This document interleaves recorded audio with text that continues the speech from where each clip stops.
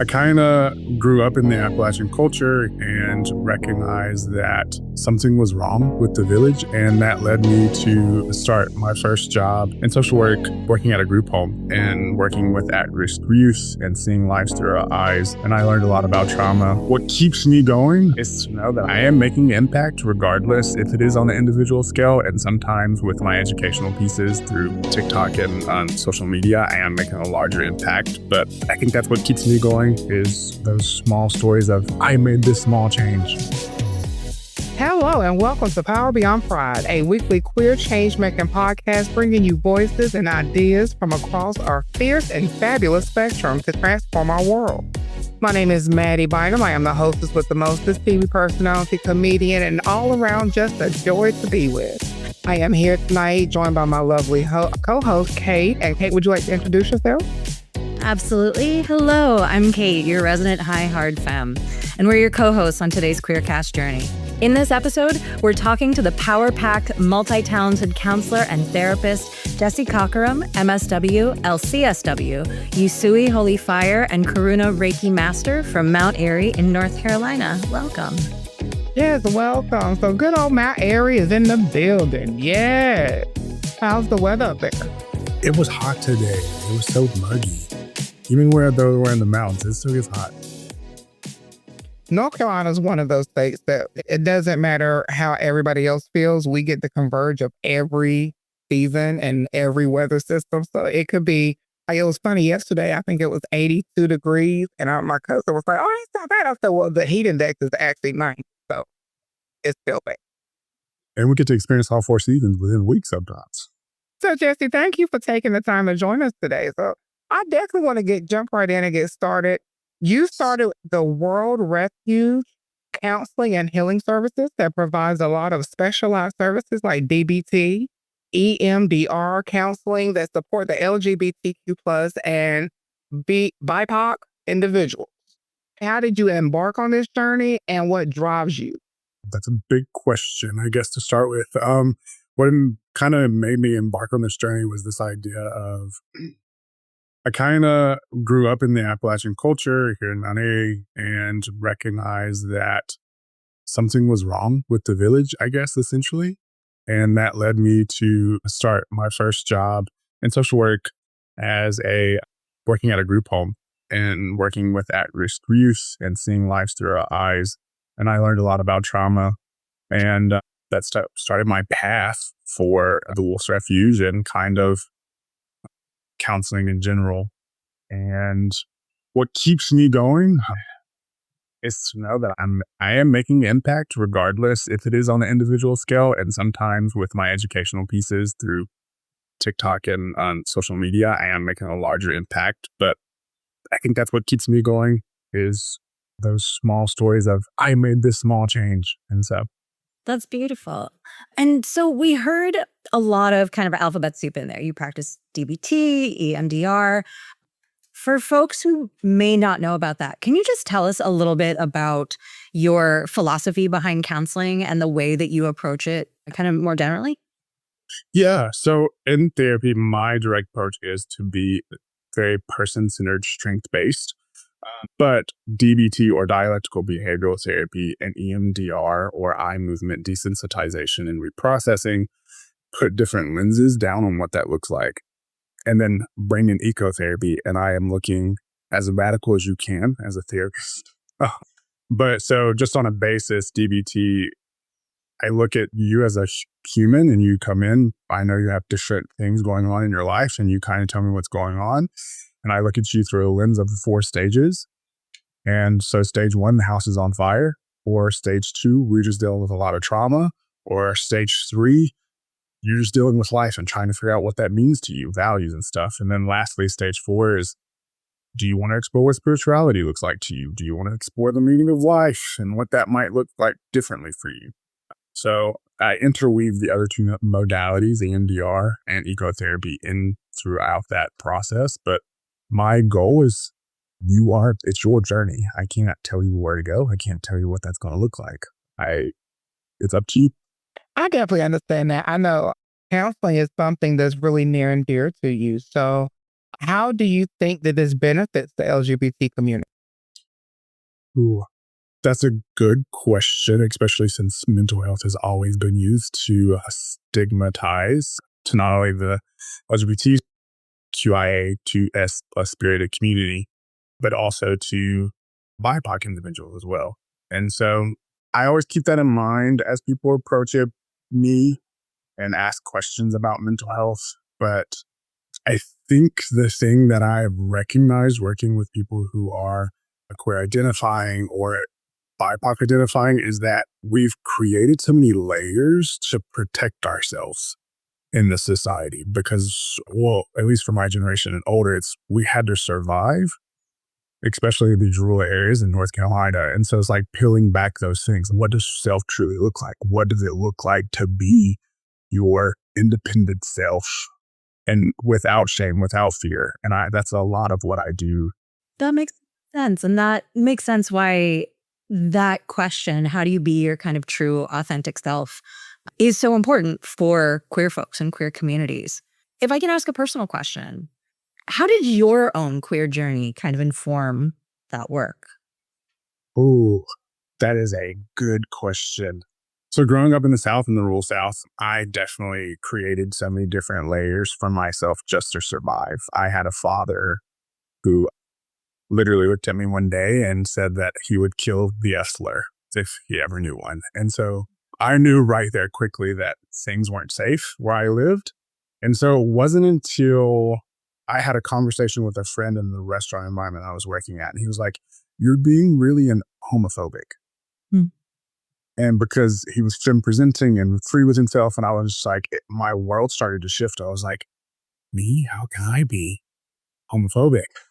And so through that process, once I got into social work and I learned about decolonizing therapy and decolonizing and deconstructing oneself, I started to recognize like these layers that I had put on top of myself to survive, and I still do to an extent, just because I am in the South again. But I'm learning how to rip that off. That's been my own journey, and that's how it's informed my practice, so that I can sit there.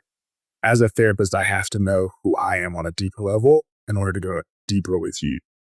If you don't mind me asking, what does that look like? Because it's interesting that you brought that up, because I actually had a friend say that to me as well years ago, because I had learned to adapt my mind, or I would say I learned to adapt my thinking to being closed-minded, but not intentionally being closed-minded. Does that make sense? I was like you, like I didn't realize I was even being closed-minded towards people, because in the South, you learn to assimilate to what you have. So that way, I remember one of my family members told me one time, they was like, "It's okay to be gay, just don't do gay shit." And so after hearing those statements, it was just like, okay, well, I either have to be the best woman I know how to be, or I have to be the best man I know how to be. So that way I don't stick out. And in the process of that, I started realizing that I was actually being homophobic or disrespectful to other members of the community. So how do you work through that? Like, how do you deal with that? Thank you for sharing that. I think a lot of people have heard that statement of "don't bring that around me." So thank you for sharing. And for me, two things really took me in a different direction. So I remember when I started at State and I got to do my first research paper on whatever I wanted to. And I chose the topic, is the identity of gay genetic, or is it something we choose? And like through research, there's a lot of research showing that this is something that can be genetic, even through like different ways of like people and hormones and stuff. So that was one. And then my other one is when I started ecotherapy, that has probably been the biggest eye-opening for me to recognize how queer nature is. Like mushrooms, for example, millions of genders and genes and sexes and all these things. And then there's monkeys who participate in pansexual group orgies. And it was just like, what is going on? And then it just, for me, I was like, this is so natural. This is what's happening in everyday life. So it's helped kind of peel that back. And it's constantly self-reflection. I think that's the key to it anymore. A lot of people struggle with that, to self-reflect, but especially bringing in, especially white queer men struggle to do that piece showing up in this community. You get some very large head nods for everyone who can't see us right now. It so deeply resonates. And I know that resonates the way that we learn our own homophobia. We internalize our own homophobia and then we project it to others to try to feel a little bit better with that tension in ourselves. And it hurts so much, especially that inner community piece. And so in when you were talking about that, really naming that trauma, and I know that EMDR is also kind of a trauma response. Could you talk a little bit about the way that trauma shows up, especially around those internalized pieces? Yeah. So EMDR and IFS, another piece that I've started to learn, or internal family systems, kind of looks at how our society has created these layers, I guess. How can I say this? So like, for example, for me, when I was living in the household, I learned through traumatic lenses of, okay, this is what's safe. This is what's maleness. This is what is appropriate. And so unlearning that in my own EMDR therapy has been like, well, what did I have to recognize in the other individual that made me mad? What is it about other individuals that is making me uncomfortable? Because that's something that I learned somewhere along the way, either through religious upbringing or toxic masculinity. There was these things that kept showing up in my own therapy. I am enjoying this conversation because I tell you right now, you have me actually doing some therapy right now. I don't know, Kate, if you are actually having do some inner therapy in this particular episode, but Jessie, you are really making me sit with myself right now. However, I do need to tell the people at home, I need y'all to go sit with yourselves for about 2 minutes so we can go and pay these bills.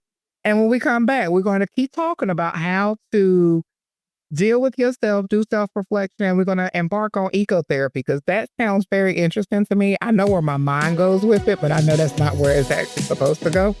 So when we come back, we'll discuss that. We'll be right back.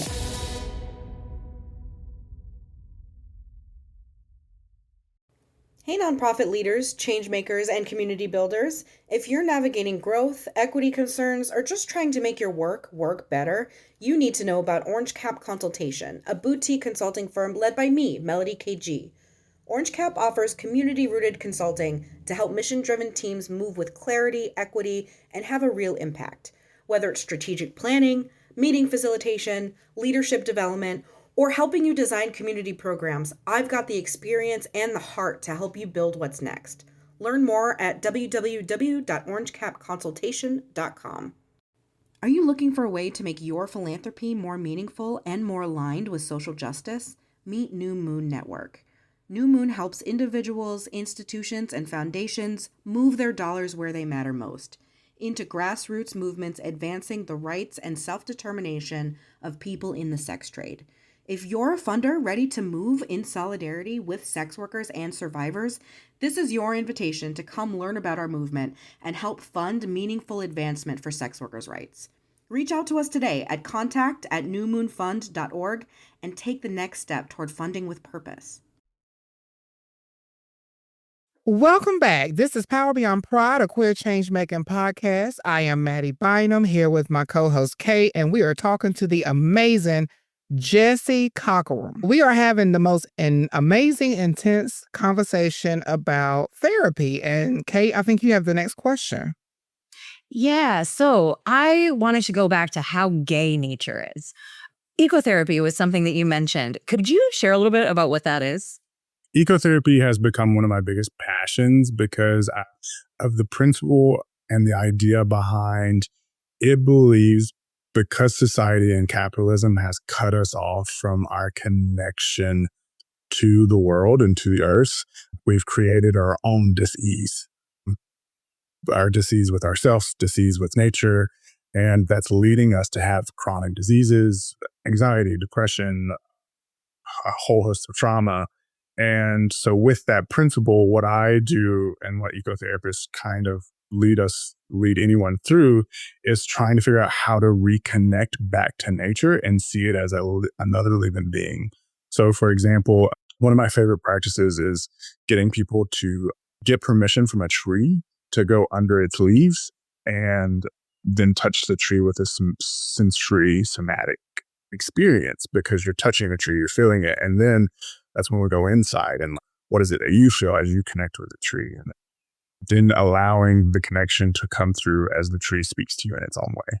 And so it's, for some people, it sounds a little woo-woo, but it's the idea of what indigenous people have always told us. Nature's alive. It has its own personality. It has its own needs. And we just have to connect into it. That makes sense. And I think what you really mean is to Western white folks, it sounds woo. Because I think to a lot of the rest of us, actually sitting down and connecting with our land that sounds like the exact way to grow and heal. Yeah, it definitely is. Now, I might sound a little when I ask this question, but how do you get the permission from the tree? Does the tree just extend? Like when you said that, I thought of Pocahontas, the old Disney movie with the weeping willow that came to life. So how does that, could you talk us through just a little bit? How does that work? Yeah. We're using different types of scientific tools. So electromagnetism tools. I know I just butchered that, but like you're finding that there's like resonance and energy coming off trees through electromagnetic waves. And then ions and electrons are being shared between us and the earth with bare feet. But so permission with the tree. So giving that little background, the idea is you're going to stand at the tree line and you're just going to hold yourself and kind of go within and just try to quiet the mind. And then you're going to look at the tree. And the idea is to say, I would like to connect with you. Is that okay? And then you just kind of quietly listen for that yes or no. But you have to allow the no. As humans, we like to think that we're the center of the world. And sometimes that dilutes that yes or no. And so just being patient and allowing the no to come if it's there, and allowing the yes if it's there. That's very interesting. I definitely want to try that. And actually, it's funny that you said that this is one of your passions, because my next question was to ask you, what are some of your passion projects that you work on? So I would say, is there more that you like to work with as well? Well, my biggest thing is always trauma. Trauma is what got me into this work, and it will continue to get me into this work. But the other things that I've come to love in therapy outside of ecotherapy is spoken word.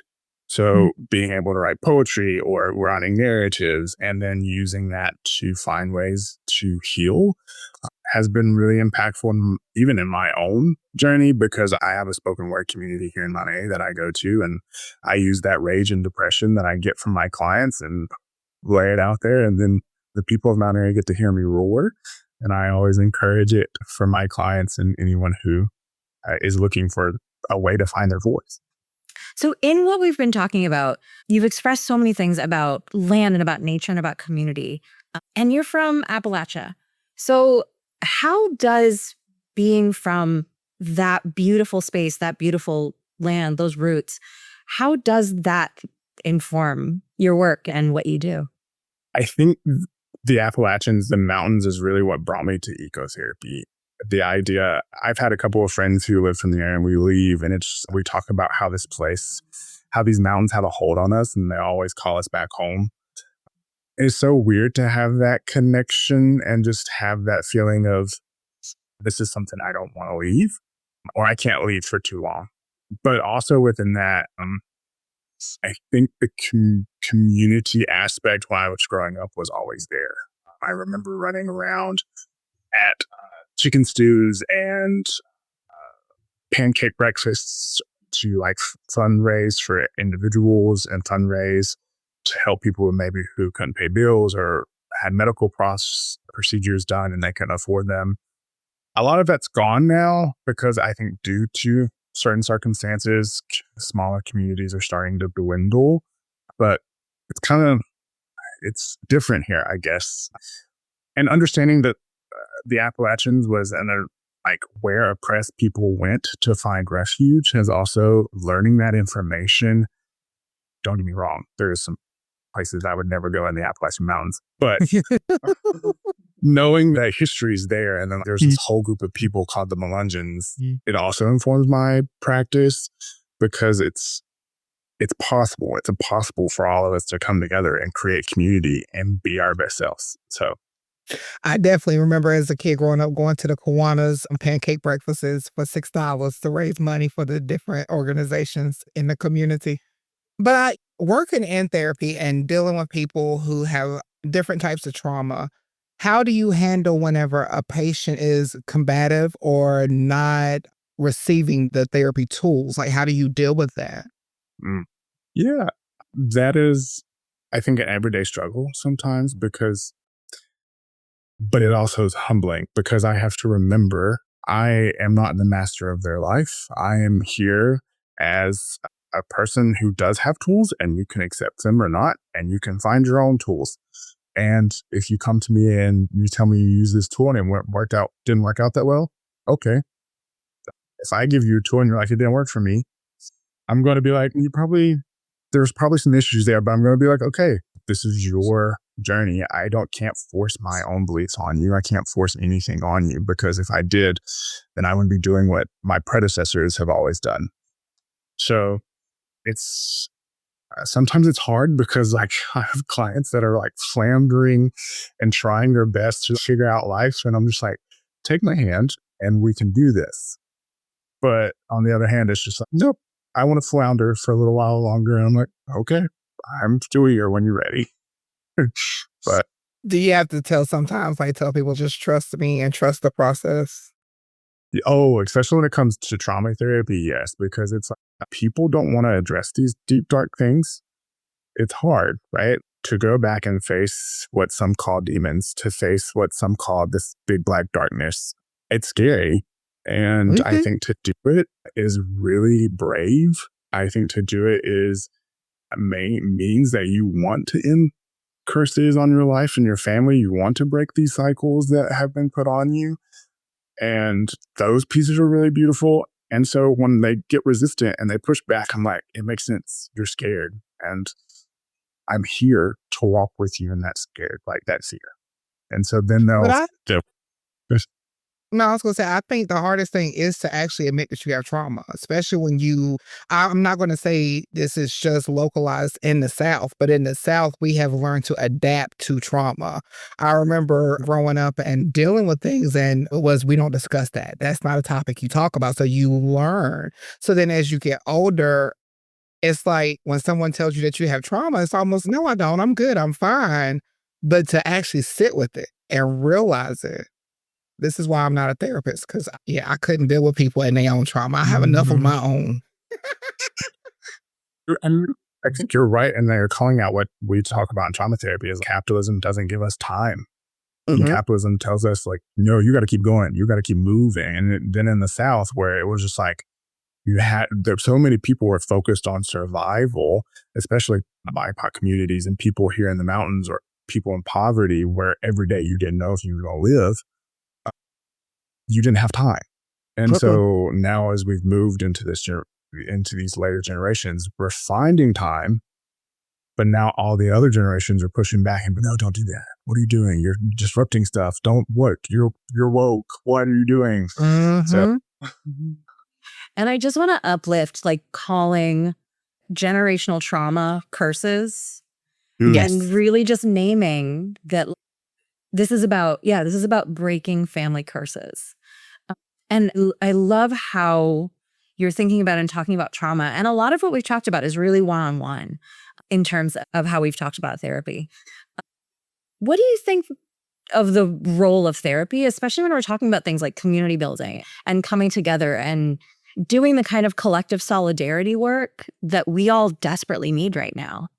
Well, I think one, it does call to this intergenerational piece. It's so interesting to sit down with people and, hey, where do you, like, if you have the privilege of knowing where your family comes, let's explore that. And here's all these pieces that are in your DNA now that have caused you to be the person you are. But I think that's very important to recognize in community work, because like we have to understand where this generation is coming from. And because especially generational, we're seeing such a divide happening between millennials from boomers and now millennials and Gen Alpha. There's like such a big divide. And I think where therapy kind of comes in and where us as practitioners need to start coming in and focusing on more macro level stuff is this conflict resolution. I feel like our communities have lost conflict resolution. Growing up, I just remember people would get in tiffs, and the next thing you know, they would go start their own club or they would go start their own whatever because we were never taught how to deal with these emotions. You've made me mad. Now I'm just done. Cut off culture, right? So I think that's really one of the things that we bring to the table as therapists in community work is like trying to be that mediator of conflict resolution. And when things get sour, things get messy, we're there to kind of help through that. Well, we do have to go to another break, y'all. I'm so sorry. I'm always the person telling us that we got to stop talking, but we know we got to keep the bills and then keep the lights on. But Jessie, I do want you to think about this while we go to break, because I know a lot of people have this question right now. What are tools we can use in the face of trauma versus having to go back and deal with trauma? Because living in the political climate that we're in now, there's trauma everywhere. So when we come back from break, I would like for you to tell us, like, what are things we can do to allow ourselves to still be free, still be seen, but work through what's being dealt with us right now. So babies, we'll be right back and take a few moments. We'll be right back with Power Beyond Pride.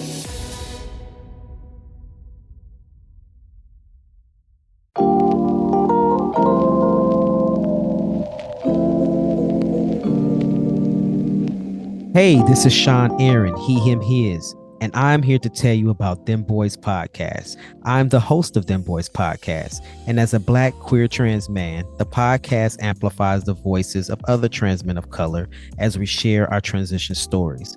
The podcast not only amplifies the voices of trans men of color, but it raises awareness and conversations around our lived experiences. You can listen to the podcast by going to themboys.org/podcast. That's DEMBOIS.org/podcast. I hope to have you join us on the next episode.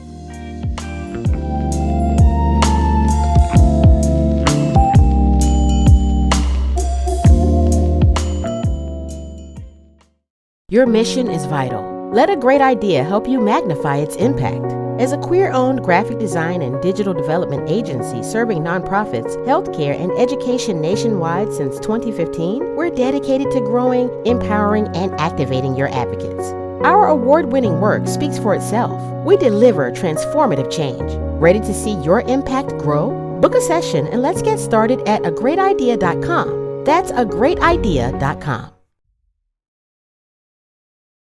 Welcome back to Power Beyond Pride. We are here talking with the amazing Jessie Cockerham, and we're talking about trauma and how to deal with trauma in the face of trauma. We've dealt with past trauma, but now with the person that is elected to be our so-called president, the trauma that he's dishing out, and not even the trauma that he's dishing out, but I would say this, Jessie, the level of trauma he's allowing other people to think is comfortable to project to the LGBT community. What are some tools that you see that we could use to get through that? Yeah. The one thing that I am focusing on with TikTok education right now is staying present and grounded and regulating your nervous system. Just because, like you said, right now, we know they're trying to put us into dysregulation and put us into fear. And a lot of people are experiencing things. Real things are happening out there. And it does produce a lot of fear, even for me. So there's a lot of different tools I can give you. I always like giving people choices. So we can do grounding or some breathing, or I could teach you about how you introduce yourself to nature. Those are some options. Which ones would you want to learn about? I would love to learn about introducing myself to nature. I'm with Kate on that one. I think I want to introduce myself to nature as well. Okay. So it involves grounding, but the idea is what you're going to do is you're going to go to a threshold in nature and you're going to say, I'll just do mine. Hi, my name's Jessie. I am a settler here on this land. I live and work on the Shira Nation, the unceded territory of the Shira Nation.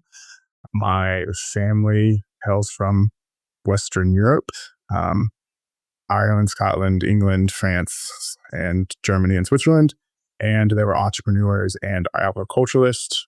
I am currently a mental health therapist, and I'm just looking to find ways to connect and ground today. So once I've done that introduction, what then happens is I am led through wherever I'm at to find a piece of nature that wants to connect with me. Again, asking that yes or no. And once I get that yes, I sit down and I just ask, what is it you want to communicate with me? I started with this intention. It's really cool practice because you're building community, you're grounding and being in nature, and you're also resetting your nervous system by connecting with something that wants to help you. So that practice is name, family of origin, if you're a settler or indigenous here, naming the land that you're on and what indigenous people did reside there or used to reside there or still reside there, and kind of your family lineage and what they did as work and what your intention is.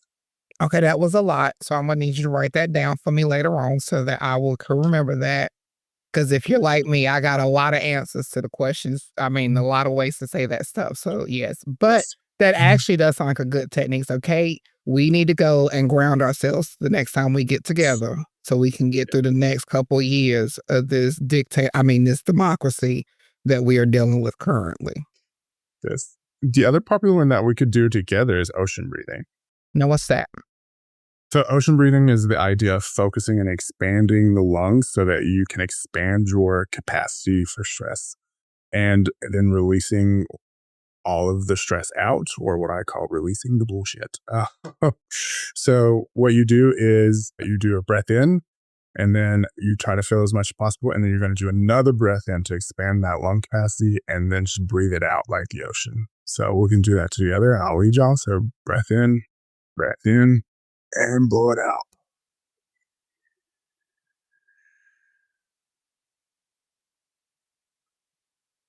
And then just setting with that and allowing your body to adjust. Ocean breathing is most people's favorite. Those I are like gorgeous. And that's such a beautiful way to be in relationship with the land around you and actually see it as a reciprocal relationship. Thank you for sharing those. And so when we talk about the queer movement, to pivot us a little bit back to our very gay center, and we often talk about pride. So when we talk about power beyond pride, what does that mean to you? I think for me, thinking about power beyond pride is this idea of pride is where we show up out in the streets and we're loud and we're proud and we let you know we're here and that we're never going to go away. But I think beyond pride, it's very important that we continue to carry that energy. We show up in these spaces and those with more privilege show up and advocate for policies to change and calling out behaviors of, hey, you just misgendered this person, or hey, and being willing to sit with that conflict because it's uncomfortable.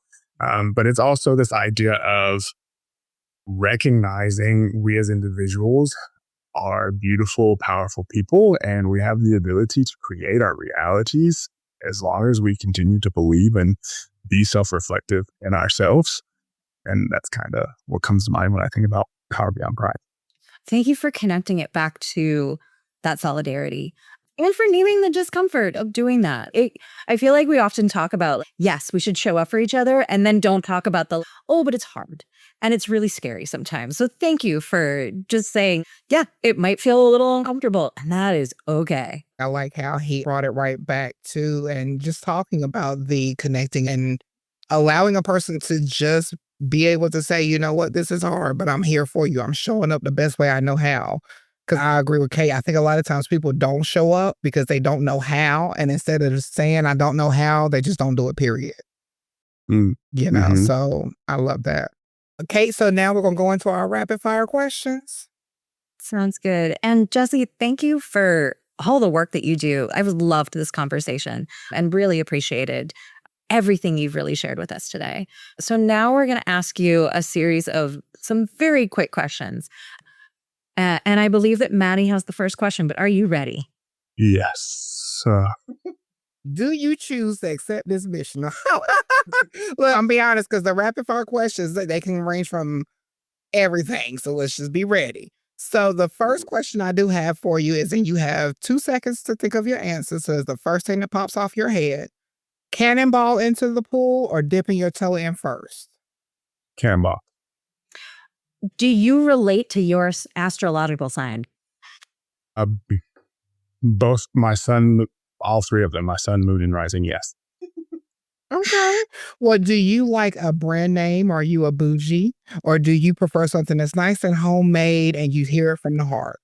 Because I'm deconstructing the homemade. Okay. Are you able to watch shows 1 episode at a time, or do you binge the whole season? Somewhere in between. I can't do a whole season, but I can't do just one.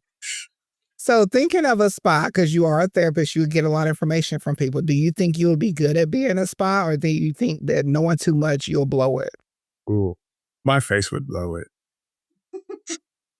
My face says it before I do, so. Do you believe in ghosts? Yes. I like that. You have to bring up, there's an element of spirituality in what I do, so. Most definitely. And then I'm not afraid to sit down with Casper and have a good little talk. Like, I'm one of those people. I'm right there with you. So this is actually one of my favorite questions because I love hearing people's answers to this one. Are you in the pursuit of money or are you in the pursuit of happiness? Question. It's just because, like, if we're honest, it's capitalism. Sometimes we have to get money because to survive, but I would love to just be happy. But, you know, that would be me just sitting in the woods and talking to animals all day long. Oh, that actually don't sound bad. I'm just saying, with the mushroom in it too. Mm-hmm. And follow up to that, what's your favorite animal to talk to? On a spiritual level, bears. On a physical level, the ones that are around here are birds or my dog. Mm-hmm. What is this? Oh, well, give us a scenario of a time where you knew the tools and the practices to deal with your trauma, but you just could not work with it at all. That recently happened just because of the onslaught of stuff happening, seeing all of this darkness that's constantly happening on a daily basis and then dealing with my patients. I had an anger outburst and I had to be like, whoa, where did that come from? And then I use skills. So just because I'm a therapist, I'm also a human. That is so true. Well, where can people follow you, Jessie? Can you give us all your social medias? Yes. So Instagram is at the Wolf's Refuge, PLLC. And I think that's the same for TikTok. Facebook, you'll have to just search the Wolf's Refuge Counseling and Healing Services, PLLC. I can't remember. I think that's the URL. And I have a LinkedIn, but that's just me, Jessie Cockerham. So. Well, Jessie, thank you so much for this wonderful chat. We are unfortunately out of time at Power Beyond Pride, but will you please join us again? Of course. This was great. Thank you. There's so much that we didn't cover. I would love for you to come back. Thank y'all for being great. Oh, no. You know what? We had a great time with you. You made us great. So don't think that we were great. You made us great, Jessie.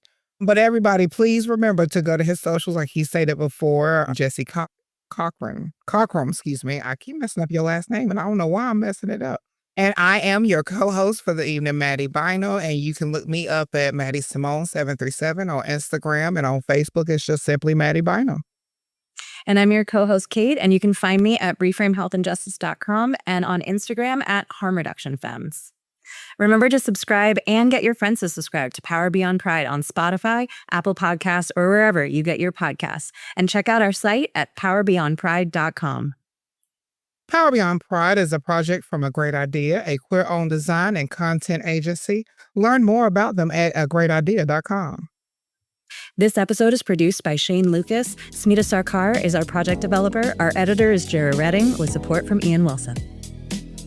We are both part of the podcast Awesome Host team here, and we invite you to send in your questions and comments to powerbeyondpride.com so we can stay afresh and abreast on all the hot topics.